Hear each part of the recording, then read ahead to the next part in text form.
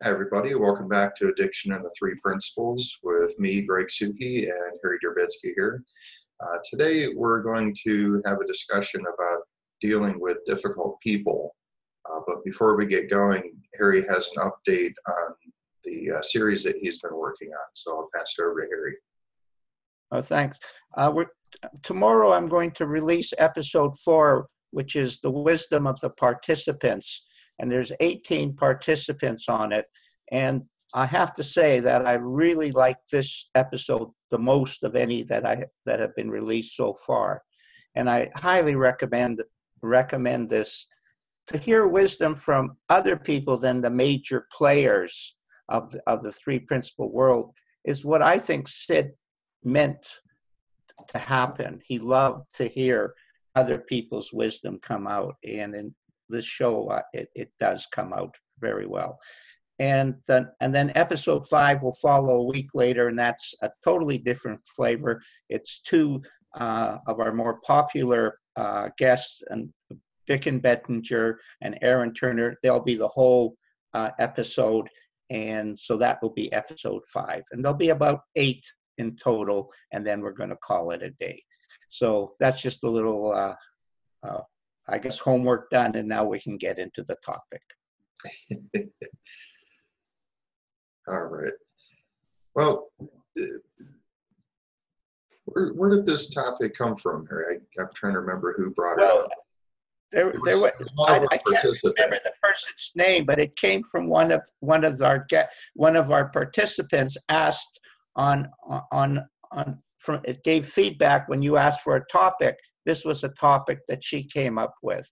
And it's a good topic because whenever I'm teaching in a class with addiction, they always talk about the outside world and also the difficulty of dealing with difficult people.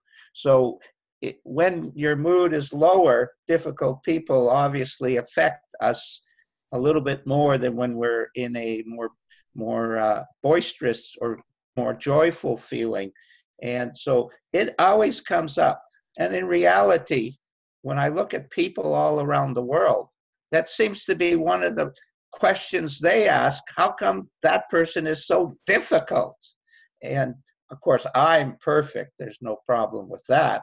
So why is that person so difficult? And why are they causing me so much frustration? And why am I thinking so much about it? Why am I reacting so much to that person? So that is a very relevant, honest question or topic that people genuinely want to get more insight into. And I think, Greg, you would agree.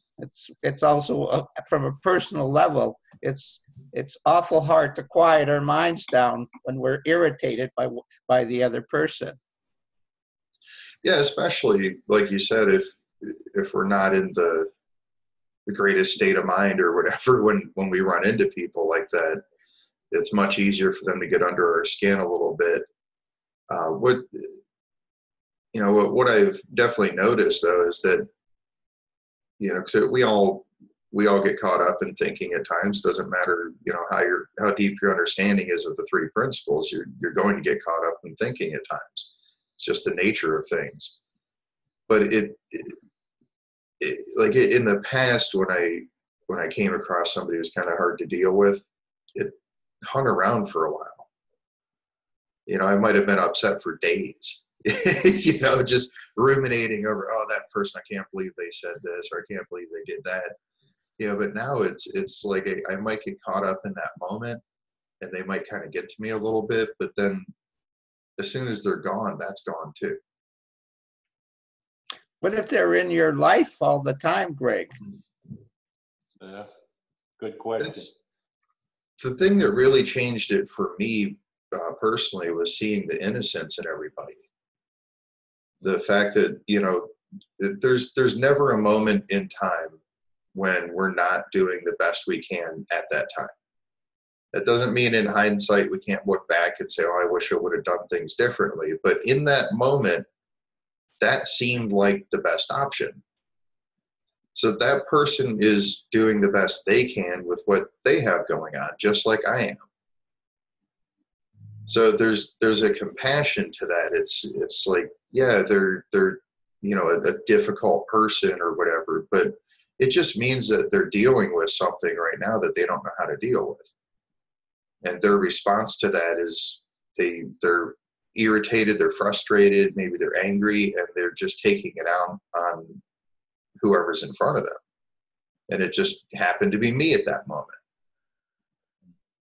That right there changed everything for me with dealing with other people. Like I said, I still at times, people still get to me occasionally, but for the most part now, it's like, 90% of the time, I just feel love and compassion for that person. It's like, man, they're so caught up in their thinking that not only is their experience not enjoyable right now, but they feel this need to make other people's experience not enjoyable.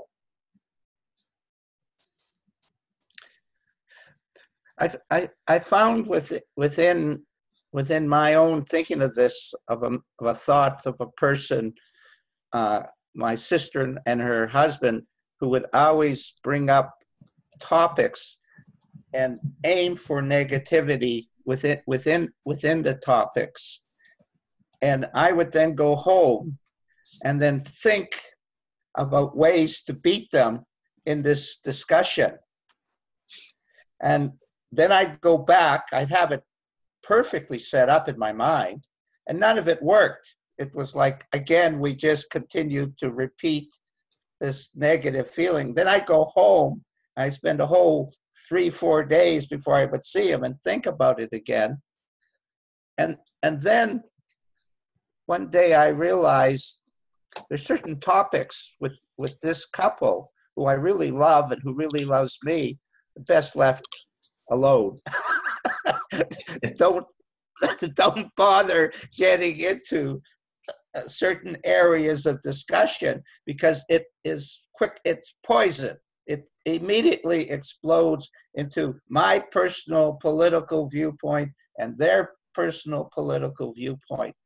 And I think in dealing with difficult people, or people that we have difficulty with, we have to be careful of that we are not drowned by our own personal opinions of what's right, what should be, what has to be expressed.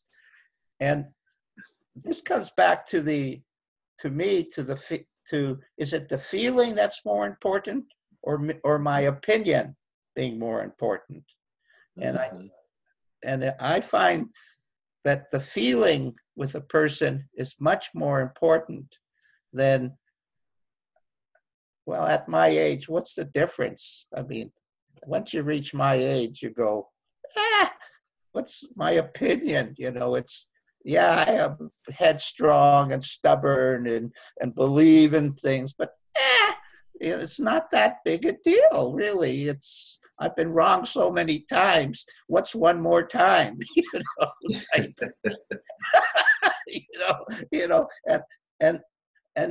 And so the feeling with the person is more important, and within that feeling is your wisdom to keep away from certain areas of topic, type of thing. I'll give you an example. I once worked in a company early in my career where the boss was the biggest pain in the ass in the world. He'd come at me like this, and I always took it personally. So he would ask a question, and then I would answer it, and we'd end up with a 20-minute him pouring nonsense on me. One day he came in, started, and I just deflected it to another person, and he was gone. And I said, oh, I didn't have to answer his question. I just deflected it, and he moved on. He was, as Greg was stating, not in a very good place or good state of mind, and he was just looking for a little combat, of which I wasn't in the mood for. So we in dealing with difficult people, part of it is the good feeling, and of course what Greg alludes to, that beautiful space that we have inside ourselves. And part of it is seeing, how do I deal with it in a way that doesn't create problems for me, and which I can move gracefully within. Because for sure, dealing with addiction, we're dealing with people who are angry, frustrated, uh, could be very extra sensitive, have interesting viewpoints about life. They're the rich are always bad, the poor are always needy, and so on. So we start to learn how to play the game in a way like going to a bank. You go to a bank, the purpose of going to the bank is not for the banker to like you. The purpose is to get money. You need money, so you go and you present something to him, and he gives you the money and you leave. And it's the same with dealing with difficult people. The purpose is to be able to share either a nice feeling or to leave them alone. And then life is easier. Because I know one thing about Harry Drabitsky. Every time I get my head up like this, and let's face it, I know I do that. Well, Greg has seen it. I get into a mess. And that mess comes from Harry Drabitsky, unfortunately. But we all get there. What's up, Scott? Oh, no, I'm just going to comment on what Harry said. It's so true. And again, it gets back to that feeling that Harry likes to talk about, and he's completely right on with it. If you get into it, and it's funny because this just happened to me a couple of months ago. Now, my problem is a little voice says, well, you're supposed to know better, Scott. Why are you reacting? Now, that's this little ego gets in there. Boy, I'll tell you what, when they say your worst enemy is yourself, sometimes that's true. But the thing of it is that if you can keep your feeling as best that you can, whether it's an argument or anything that's going on, that negativity that person is spewing out stays with them. It was once said to me that if somebody gives you an insult and you don't accept it, the insult stays with them. They have to deal with it. And that was very true. And at least maybe that confrontation, if you can keep your head and keep your mouth shut sometimes, not to get into it or whatever, then maybe the next time you meet the person, because like Harry said, what if you're seeing this person every day? And this is what I'm alluding to. It was perfect for what I've been going through to some degree. But I had enough common sense not to get into it, even though the other person was insulting to me, not to buy into that and just to let it go and then come back and then, get with that person another time, whatever the interaction has to be, that you have to do it. It's just so important that way. So if I'm keeping my good health, my good feeling, that's incredibly important. It really is. And then what happens is it opens the door for that person to change, or maybe not. Maybe they're going to see it, but I'm not going to make their misery my misery, no matter what it is. Do you want to be right or do you want to be happy? That was also a powerful statement that I started to realize. So, yeah, you do the best you can, whatever the situation is, and they arise in different venues. But then you take it from there, what you're going to say. Years ago, I had to go to a supervisor, and some things were going on with the department. This person had been lying and doing a lot of things, and I thought, wow, I got to talk to her. I have to stand up for my colleagues. A lot weren't saying too much. And I won't go through the whole thing, but I remember it just occurred to me in a good feeling state. And I said to this person as we were talking and she was defending her point of view, I said, you're a nice person. I said, but the way you treat people is terrible, absolutely terrible. And she accepted it. She said, well, you don't understand this and that. And, but the conversation stayed on an open, dialogue back and forth. I said what I wanted to say. Maybe at another time, if I was really angry, I'd be, jumping on the person's ethnic or, whatever you do when you get mad. They're that way because this and that. So I think that's really important. And then you'll know what to do in the situation, because nobody can tell you what to do in any particular situation. But if you can, try to keep the feeling as much as you can.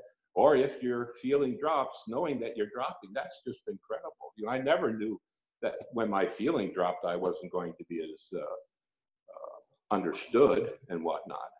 And that helped the situation. What came of that back the time that I was working, I don't know.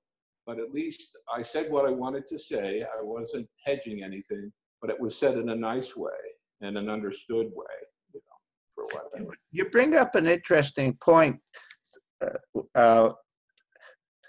What do we do when we're dealing in the face of this storm and we're this uncomfortableness, and we don't really know what the way is? It's always easy when we do know the way, but sometimes we're sitting in I don't know. And this is where the three principles are precious, because we sense they got a direction that they guide us into. When we don't know, we're uncomfortable. We just don't know. Period. It's just 100%. So we don't know if we should do this, or we don't know if we should do that. But we want to do the right thing, and we also know it's precarious because it's explosive. So in that moment, the principles actually are our saving grace, because we have nothing else. It's a little bit like saying only the truth will set us in the right direction. And so I love that particular experience, because what happens when you do what you're talking about, Scotty, which is basically doing not too much, rather than a lot, you see how it rolls. As Greg talks about relapse, it just rolls into a different feeling. And you see, oh, I did less and I got better. Result. When I interfered when I didn't know, or I was insecure, because that's the dynamite. This person is coming at you insecure, and you decide, well, I'm going to join that insecurity. You can imagine how insecurity results. We've done that a lot. And so we want to keep away from that connection and let the situation work its way out. And when it works its way out, quite often, that's when the other person changes. Because of course, we all have stories where the other person never seems to change. But it is interesting to also suggest that other person can get a reward when they take a look at what they're putting out. We often have changed. When I hurt somebody, I always look at that like that's below the line for me. That's not I can't approve of that for Harry Durbitsky. If I hurt someone, then I have to take a look that maybe maybe there was an error in what I was thinking, and so on. So yeah, the interesting thing, Harry, for me with that confrontation was that, one, I don't like confrontations. I never have. I went in with a good feeling, and I also said what I came to say. You know what I'm saying? There was a problem going on. It wasn't go along to get along, which that would have been in the past, talking. I said what I said, but I said it in such a way that it was, for lack of a better word, digestible with the person. They actually came back and we actually had a discussion, rather than, if I would say, condescending remarks, or would have lost it, where my state of mind would have been, functioning down here, which is not the clarity. So that was a learning experience, you know, for myself. So that was just, well, it was a learning experience. What else can I say? And I got to say what I wanted to say. You know, I wasn't coming back. I wasn't, you know, getting all nervous and going into the corner and this and that sometimes happen when you're talking to somebody who's necessarily over you. One other story too, and this is how it can be a little different. I don't know if I told you the story or not, but there was a woman up the street, Grace, and I was always working in my yard in the front, and she'd come by and I'd always wave, and she was losing her sight, you know. Wonderful woman. I really, really liked her. And what I would do was, she wanted to stay in her house, and her family lived, I think, in California or whatever. So, you know, I thought, yeah, well, I'll try to help her as much as I can. So when their site was, you know, she would send out for a lot of things, and I would help her put them together and whatnot, you know, and read, you know, that when she couldn't see as well. And then the lady up the street had fallen over and had a stroke. She was also a widower who lived by herself, and she laid on the floor for about 2.5 days. The gardener just happened to thought, geez, where is she? She's always out here. And luckily she survived by drinking the cat water. Well, this made a big impression on my mind. So right away, my feeling for the lady I was helping, Grace was her name. I said, Grace, I said, you know what happened to Mrs. Williams up the street? I said, I'm going to call you every day. I said, to make sure that you're, oh, no, don't bother. I really don't want you to bother. I said, well, then why don't you call me? And then I know that you're, no, I really don't want to. And then I said, well, why don't you get one of those alarm things that you press the button if you fall, you know? Well, no, I really don't want to, I really don't want to do it. Oh, okay. So time goes on. I respected her wishes, and here she passes out on her bed, unconscious, some kind of sickness or whatnot. Luckily, again, like for Mrs. Williams, someone comes in. I think it was the cleaning lady that used to work there or whatever, and took care of her. And as soon as she got up and around, she came over to me and said, see, Scott, that wouldn't have worked. You wanted me to wear that thing. And all of a sudden, I mean, I lost it in my head. But you know what occurred to me, Harry, Greg? Am I doing this for her or for me? Who am I doing this for? I can't run and intervene in everybody's life. I mean, a light went on. And, you know, so then, of course, my mood went back up because I really got upset. Because I was picturing her laying there like Mrs. Williams. That's a really good point, Scott. Am I doing it for me? Gavin, how do you see that when you think you're always right or so on?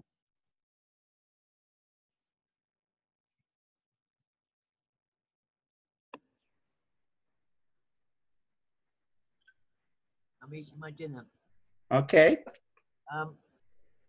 Well, it's interesting subject because I've got two things going on at the moment I'm trying to come to terms with, both of which are sort of like I'm right and they're wrong, you know.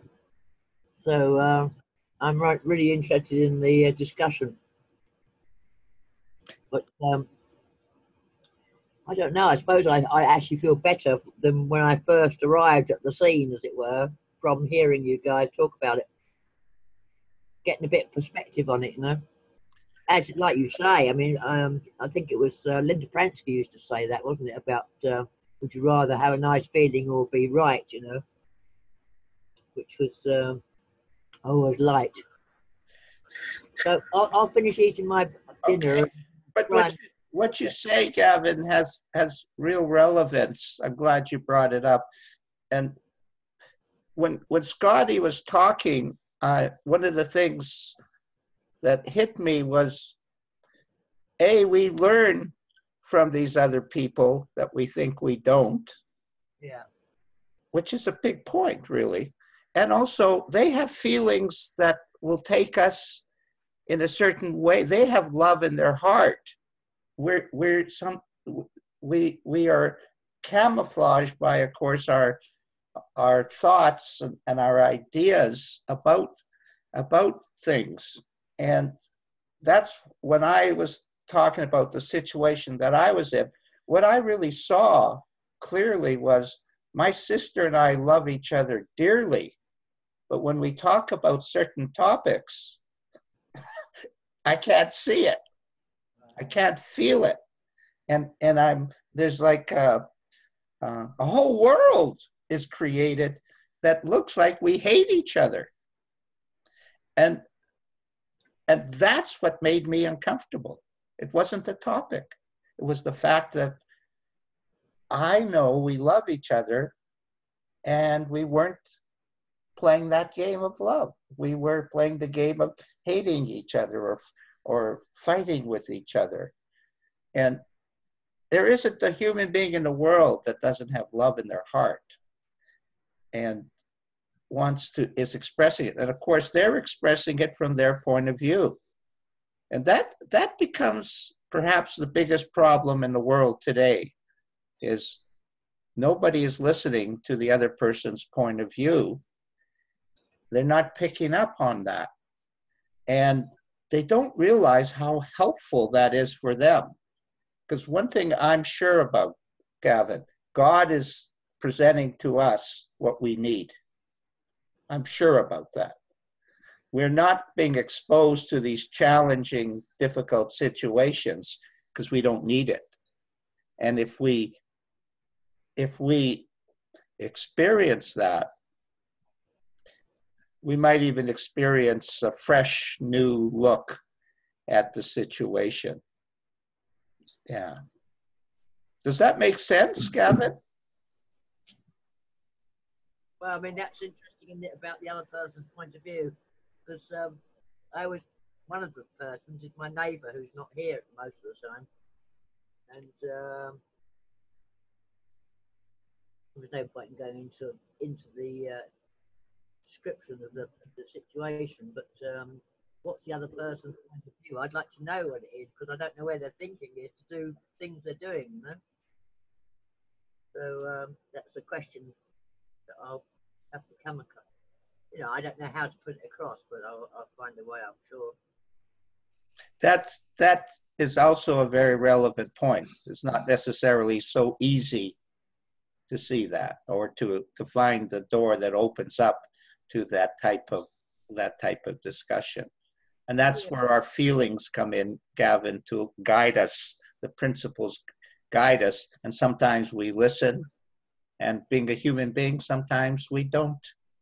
No, well, I would agree with what Scott said, because normally I wouldn't bother. I just feel resentful about it. And, probably I wouldn't say it would vanish in a few days either. It would go on for bloody months. You know, for me. Yeah. Yeah, I mean, one of them is to do with the $3,000 transaction. So, you know, I feel sort of really put out that somebody would take $3,000 off me and not give me the service I require. But you know, there are. I've got to find a way to talk about it. How do you see that one, Greg? When you see people, you're frustrated by you're paying, you know, for lousy service. It's my point of view, isn't it? That's the trouble. On one level. Yeah. Well, there's, you know, if I pay for a service and don't receive it, or receive something less than what I feel like I paid for, I have options. I can choose to be upset, or I can choose to just do something about it. You know, there's always avenues to take with stuff like that, you know, contacting the company, going higher up, or, you know, there's ways to handle it that don't have to involve getting upset about it. It's like, yeah, I didn't get what I expected. And there we go. Again, our expectations are creating suffering. That's what they do. Yeah, that's why I generally don't have expectations on other people. You know, but something that came up while you guys were talking was when it hit me that most people walk around with they don't have their own ideas and beliefs. They follow the collective beliefs of humanity, of people, of, you know, society around them, and they go with what's generally accepted as true. But just because something is generally accepted does not make it right or true. It just makes it generally accepted. And seeing that again helped me see the innocence in these other people who are, you know, they're caught up in that story of, well, you know, there's 10 million other people that believe this, so I must be right. You know, just because other people agree with our BS doesn't make it anything other than BS. It just means that there's a whole bunch of other people that buy into it as well. You know, so that really was a game changer for me too. It's just seeing that. It's like, wow, you know, and I've obviously been guilty of that myself. You know, it's like I'm arguing a point that I don't even necessarily believe. It's just something that is generally accepted, so I go with it. That's true. That's really the other thing that came to my mind, Gavin, is the level of service of the world is pretty low. you know, no offense, but most people aren't doing too good a job and pretending they are. You know, they're hiding behind the image of the company or so on. You know, recently I tried to transfer some U.S. money and then create a U.S. bank account to it, which basically sounds like a couple of clicks to the button, which it is.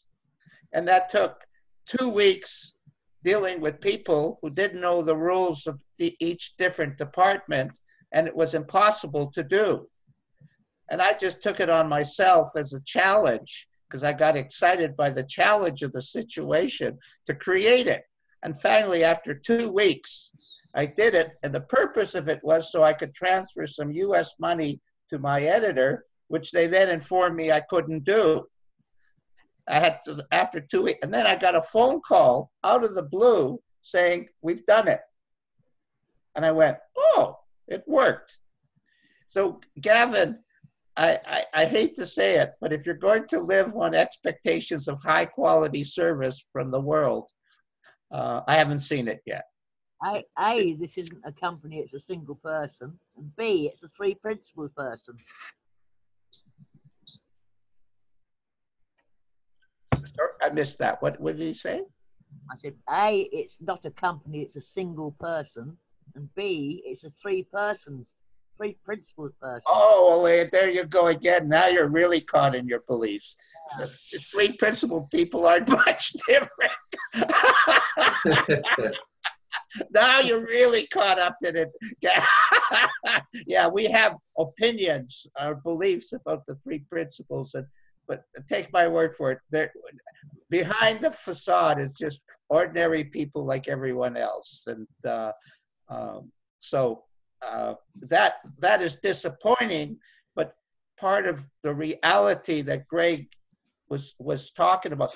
Greg was talking. You follow the belief of a bunch of what people think, and then you go with that. But in reality, you see for yourself the truth of what is really the level of service offered and what they're offering. And it serves you much better to see the truth rather than your belief of what it is. So it was a good lesson.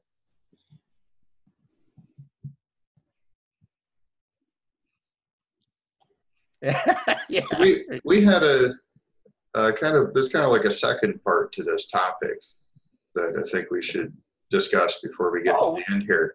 It was the resulting, the triggers or whatnot that cause people think cause them to go relapse or, you know. Oh, okay. Yeah, good. Because that's part of dealing with difficult people is a lot of people believe that dealing with that difficult person is what made them go have a drink or go get high or whatever their deal is.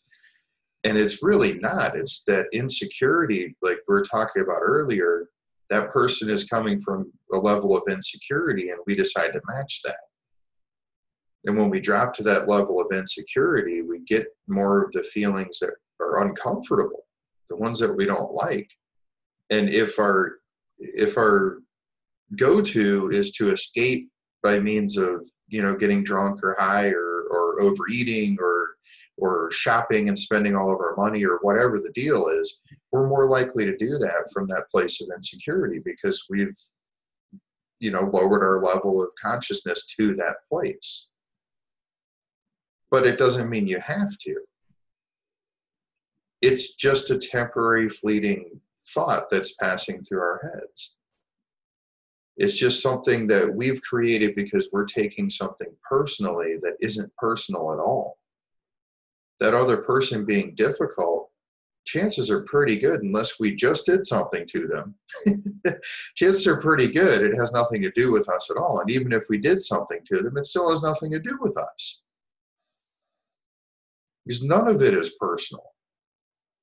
It's only two people doing the best they can to deal with the thinking they have in their head at that moment. And when those two people, when their thinking kind of clashes a little bit more, then, we dig in our heels and we fight more. And, and it just brings on more of those insecure, uncomfortable, nasty feelings that we don't like. And that can definitely lead to the idea of escaping it. So that's kind of why we're talking about this today, is how to not take it personally.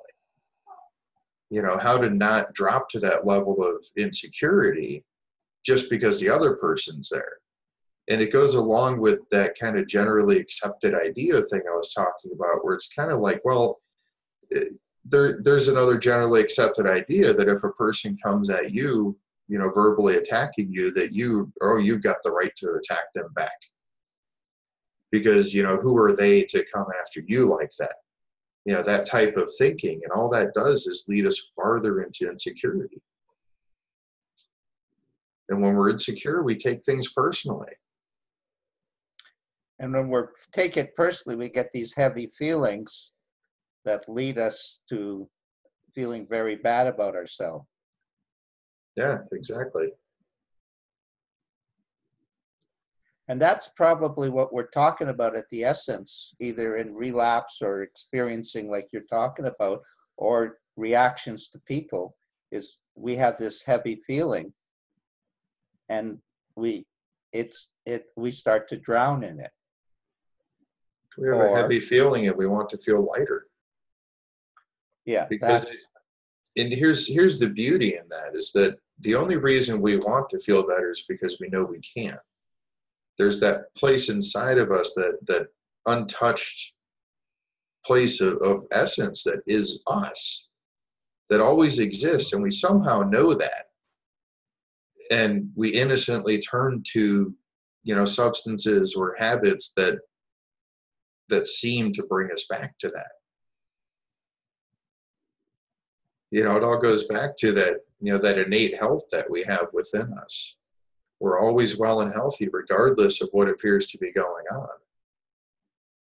And we always have that yearning to return to that. It's just that we weren't taught how. And that's because there really is no how. We just naturally return to that. We don't need to do anything. Just let whatever is there, let it pass. Like a noisy car driving down the street. Are you going to chase it and keep yelling at it because it's a noisy car, or do you just let it pass?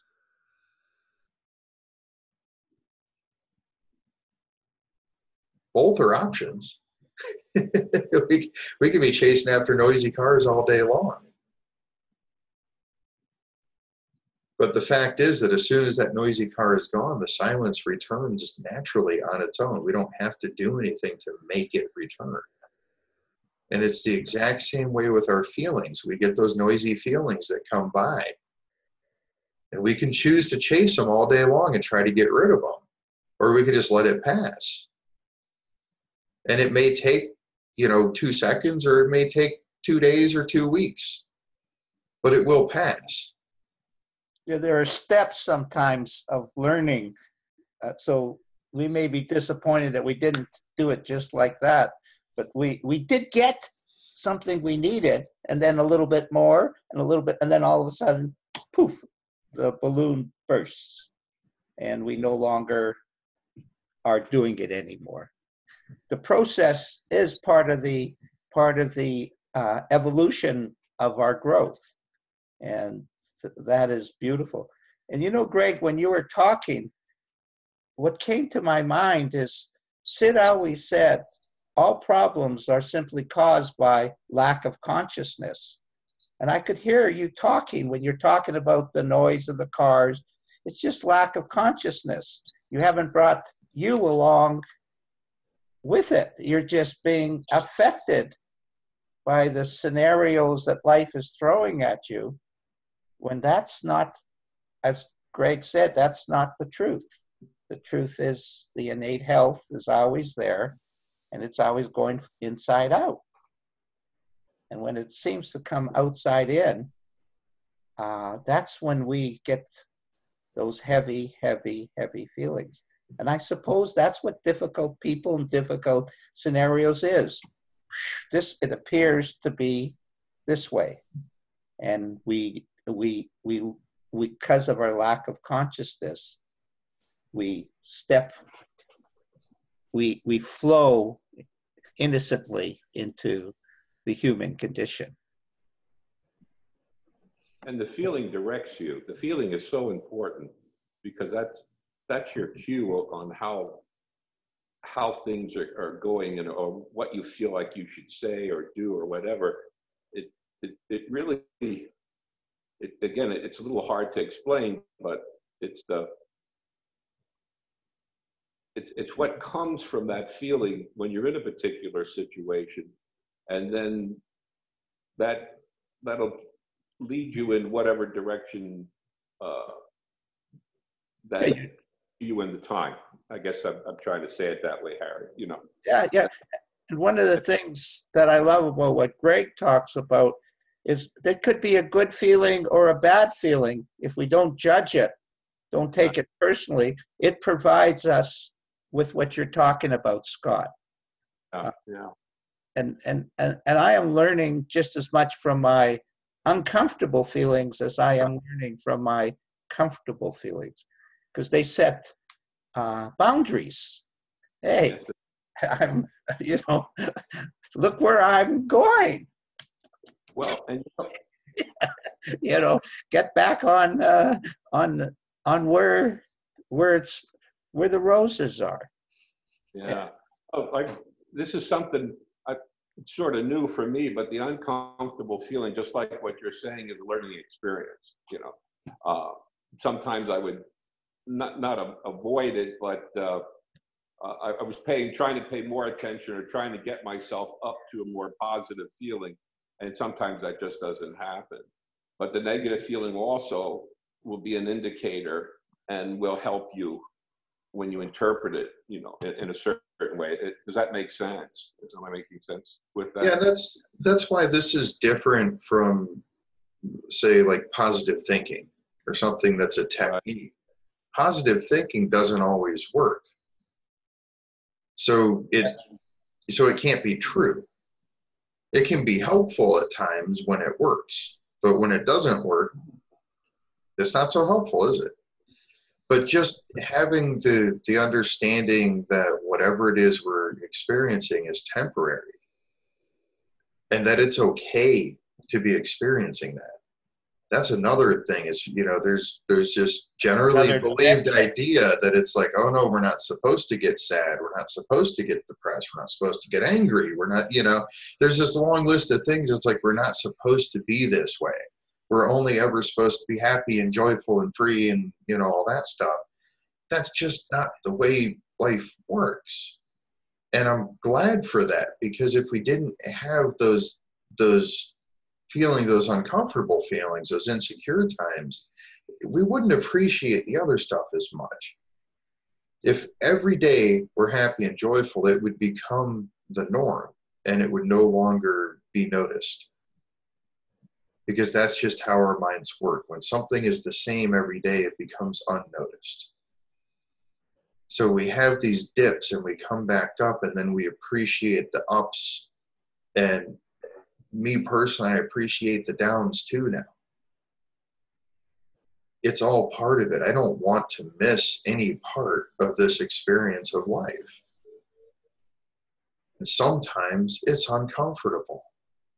But if I'm not insecure while it's uncomfortable, I don't take it personally. And I go through those lower times with a much greater ease and comfort. It's, you know, I could walk around at night and I could stub my toe on my coffee table in my living room. So yeah, it's going to hurt for a little while. I could just let it hurt, or I could make up a story about it. And it makes that pain seem to last so much longer. And then I could even tell people about it. I could tell that story to everybody. I mean, man, I stubbed my toe last night and it hurt so bad. And while I'm telling that story, I almost feel that pain again. But if I just let it go and laugh it off, which is what I do, guess what? I can laugh while I'm in pain. That's a choice. That's there. I never knew that before. I thought if I was in pain, I had to be upset. It's like this has to be a horrible experience. No. And there's people who go through horrendous events and take it in stride. And they're no more special than anybody else. They're just more in touch with their core essence. You know, you look at Viktor E. Frankl. I mean, that book, Man's Search for Meaning, has been read by, you know, many, many millions of people. And that man went through some pretty horrendous stuff. But it didn't have to get to him. He didn't have to take it personally. And that's what we're talking about today. It's not personal. When somebody's being difficult, it's just them being difficult, period. They're not being difficult because of me. They're not even necessarily being difficult to me. Even though they're expressing their difficulty to me, doesn't mean they're being difficult to me. It's not personal. It's just them in a low mood for right now, whatever they're going through. And at some point, that's going to pass for them too. Do I want to get on that train and ride with them? That's the question.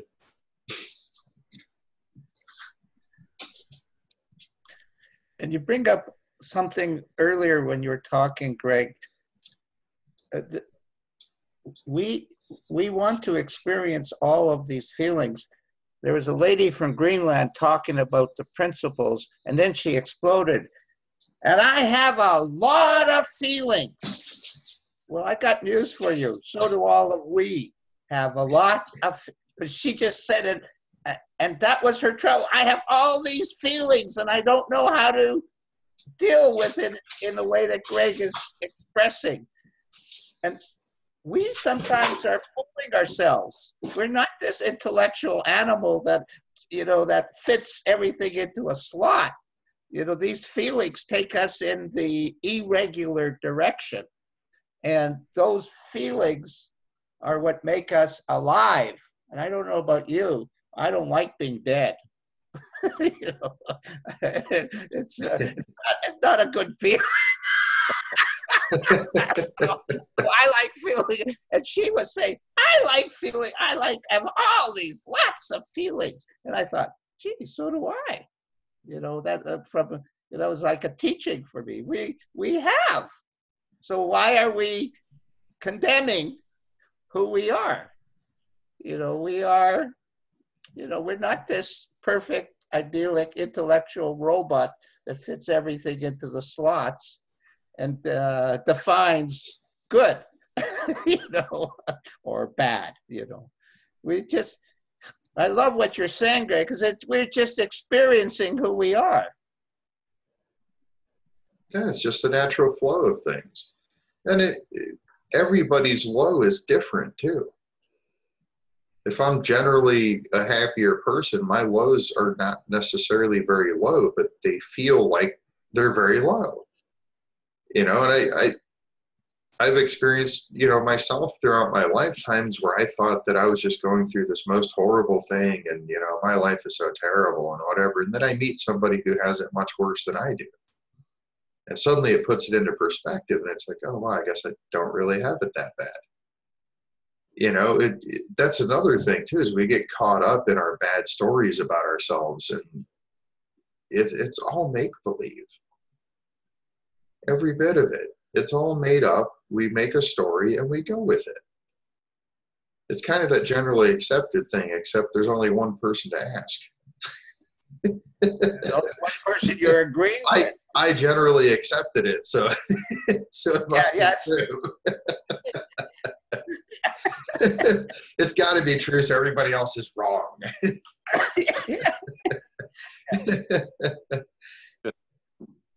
Yeah, it reminds me of a funny moment when Sid came up to me and went, "All gone now," which is kind of what you were describing what I was doing. He says, "Cleaned it up now." Yeah, for the moment, yeah. So, that's really, really true.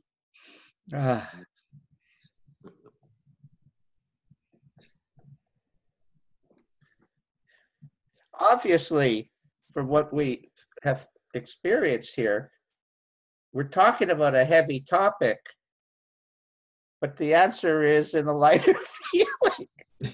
Right. It's crazy, isn't it? And isn't that addiction? Such a heavy topic, but the answer is in a lighter feeling.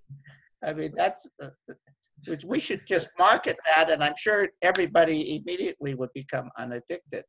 Yeah. It's like turning heavy cream into whipped cream. Yeah. But it is true that how do we get rid of a heavy feeling about situations and so on? It starts. There you go. Well, actually, you said it. There's nothing to get rid of. There is nothing to do about it. It's perfectly normal. It's perfectly natural. It's just uncomfortable. Period. Let it be. Settling into it, in my experience, makes it go away faster. It's not that I'm doing anything to get rid of it. I'm just not holding on to it. I'm not chasing the noisy car down the street.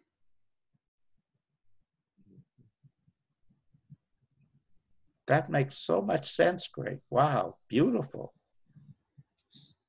That is absolutely dead on. And you could feel the peace in that. All of a sudden, you're not aggravated. And of course, being aggravated is what this is all about. Wow. Aggravation is self-created. It absolutely is. Because aggravation, there we go. Kept wanting to say aggregation.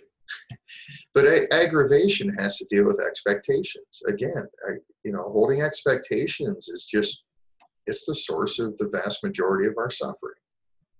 When people and things don't meet those expectations, when I hired somebody to do some work for me and they didn't do as good of a job as I expected, then I get upset and I get aggravated. And I create that story of how I was wronged.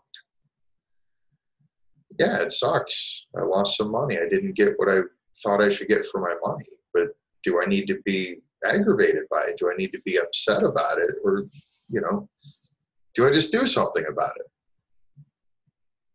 Those are two very separate things. And I see a lot of people who think that in order to do something about something, you have to get upset first. Like, no, I just do something about it. And guess what? If I call the company and it's a terrible company and they say, well, too bad, then I move on. Because that money's gone anyway. And the job wasn't done to my expectations anyway. So, again, am I going to chase the noisy car? Or do I let it pass? Learn a lesson from it, never hire that company again, and move on.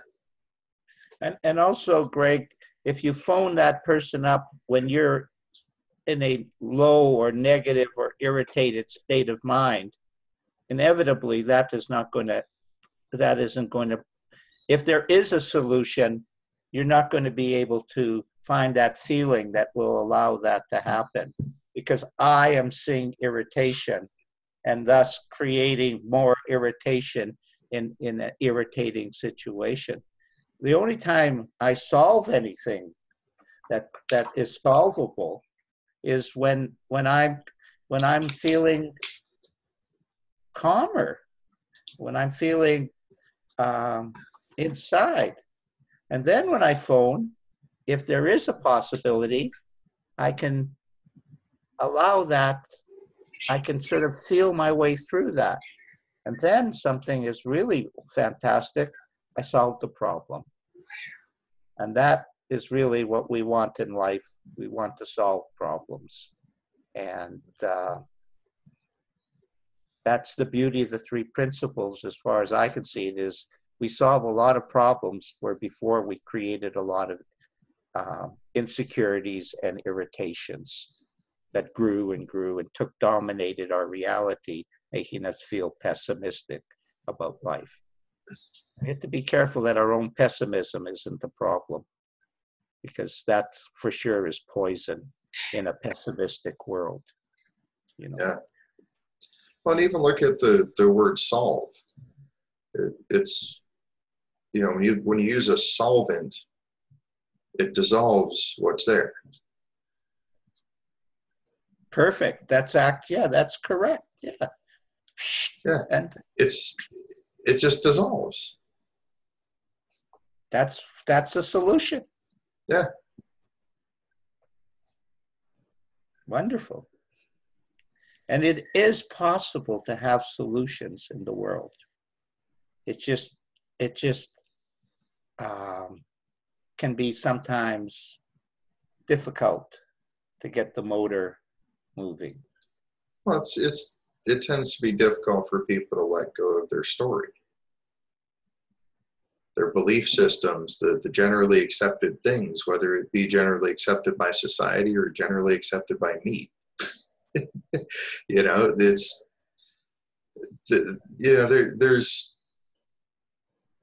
when it comes to things that people tend to argue about, chances are pretty good that there is no actual answer to it. That's why there's so many different viewpoints on it. If there were only one truth to it, then everybody would know that truth. That's another thing I see is, it's like, am I really arguing this because it's true, or am I arguing it to be right? You know, it goes back to that thing. Am I just trying to be right? So how do we answer this question, Greg? I'm told by the three principle community that I must trust my feelings inside. And yet, if I get caught up in that stuff, I have to see that my bullshit and their bullshit just creates more bullshit. Well, and the trusting the feelings thing is, it doesn't mean act on them. Ah, okay. There's a big difference there. I'm trusting that because I'm feeling like crap, that I'm in a low level of consciousness. That's the trusting the feelings part. And Scott touched on that earlier. You know, our feelings are a barometer for where our thinking is. It lets us know exactly what we've been thinking, whether it be conscious thinking, we're actively, you know, hating a person or whatever, or it's subconscious. We may not even realize we're having those thoughts, but our feelings are always true and accurate. That's why we say trust your feelings. Your thinking can be sneaky. Your feelings cannot. But that doesn't mean act on all your feelings. Somebody cuts me off in traffic, yeah, I might have a quick second of being upset with that person. But it doesn't mean I need to honk my horn and scream at them and tell them they're number one. You know, I don't have to do that just because that feeling popped up. All it's doing is letting me know that I was just kind of caught up in something for the moment. That's it. It's that simple. And taking it even into another perspective, when I see that I'm thinking a lot, which is creating me this feeling, obviously that's another indicator or signal that wrong direction. Or that's why I'm feeling the way I'm feeling.